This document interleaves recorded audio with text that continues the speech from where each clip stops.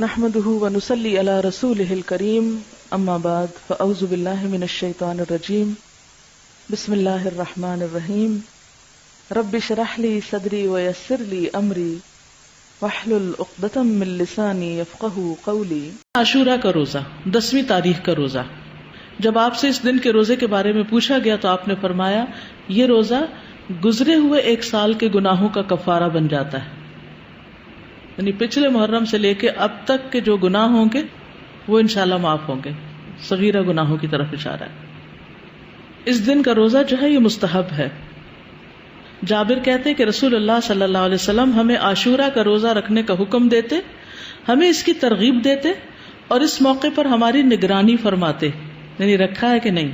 اس کے بعد جب رمضان کے روزے فرض کر دیے گئے تو آپ نے ہمیں نہ حکم دیا نہ منع کیا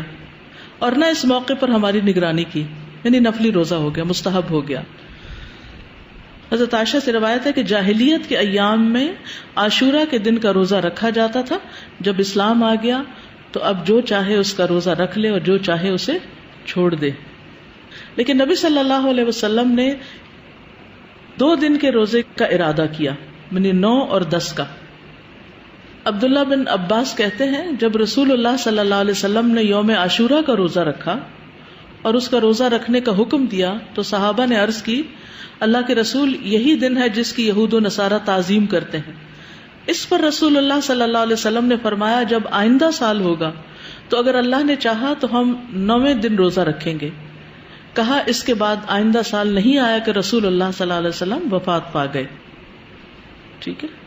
تو افضل کیا ہے 2 دن کا رکھ لیا جائے، 9 اور 10 کا۔ اور 9 محرم جو ہے بعض کے نزدیک 9 اور بعض 10 دونوں کو عاشورہ کا دن بھی کہا جاتا ہے۔ پہلا عشرہ ہے نا اس میں، جی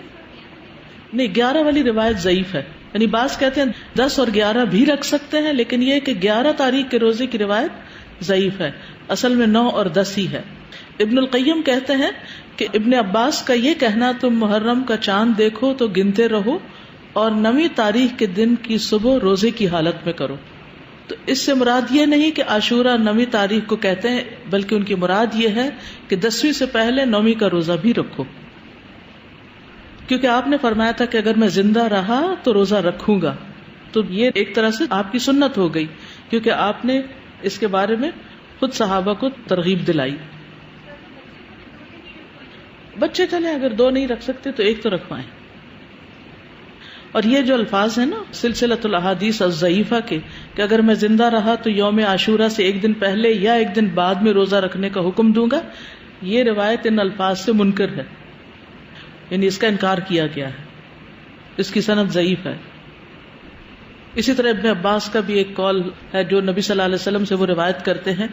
کہ آپ نے فرمایا یہود کی مخالفت کرو اس طرح کہ 1 دن پہلے یا بعد کا روزہ رکھو، تو اس کی سند ضعیف ہے، تو اس لیے بعد والا نہیں۔ ابن تیمیہ رحمہ اللہ کہتے ہیں صحیح بات تو یہ ہے کہ 9 اور 10 دنوں کا روزہ رکھنا مستحب ہے، کیونکہ آپ کا آخری حکم یہی تھا کہ اگر میں اگلے سال زندہ رہا تو 9ویں کا بھی ساتھ رکھوں گا۔ تو زیادہ افضل کیا ہے؟ ویسے تو پورے مہینے میں روزے رکھ سکتے ہیں، آپ چاہیں تو 11ویں کا ساتھ رکھ لیں، 3 اکٹھے رکھ لیں، لیکن وہ جو ہے نا فضیلت والی بات اور مستحب ہونے والی بات وہ 9 ہی کی ہے۔